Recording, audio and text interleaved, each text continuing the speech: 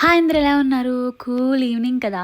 ఈరోజైతే ప్రగతి నగర్ వచ్చాము. మనీ వాళ్ళ రిలేటివ్స్ వినాయకుడి నిమజ్జనానికి లంచ్‌కి ఇన్వైట్ చేశారు.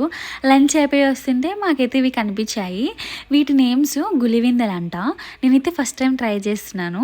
ఎందుకో చూడగానే ఫ్రై పెట్టుకుంటే బాగుంటుంది కదా అనిపించింది. ఇంకా అంతే రొయ్యలు ఇంకా ఈ గులివిందల చేపలు తీసుకొని ఇంటికైతే వచ్చేసాము. నేను వంటలో అంత పర్ఫెక్ట్ ఏమీ కాదు. వాళ్ళని వీళ్ళని అడిగేసి ఏదో ట్రై చేసేస్తాను అంతే. ఏంటి నిమజ్జనం అంటున్నారు, నాన్ వెజ్ తింటున్నారు అని చెప్పేసి అనుకుంటున్నారా? మేము అలాగే అనుకున్నాము, ఈరోజు ఎందుకులే నాన్ వెజ్ అని చెప్పేసి. కానీ మాకు ఒక డైలాగ్ గుర్తొచ్చిందనమాట. బ్రహ్మానంద్ గారు చెప్పారు కదా, నాన్ వెజ్కి దేవుడికి సంబంధం లేదు అని చెప్పేసి. ఇంకంతే, ఇంకా ఆ డైలాగ్తో మేము ఇన్స్పైర్ అయిపోయి మంచిగా తెచ్చుకుని వండుకొని తినేస్తున్నాము. ఈ రొయ్యలు పక్కన పెడితే నాకైతే గులివేంద చేప ఎంత బాగా నచ్చిందో, అసలు చాలా బాగా కుదిరింది కూడా. మీరు ఎప్పుడైనా తిన్నారా ఈ గులివేంద చేప? మీకు ఎలా అనిపించిందో నాకు తప్పకుండా షేర్ చేసుకోండి.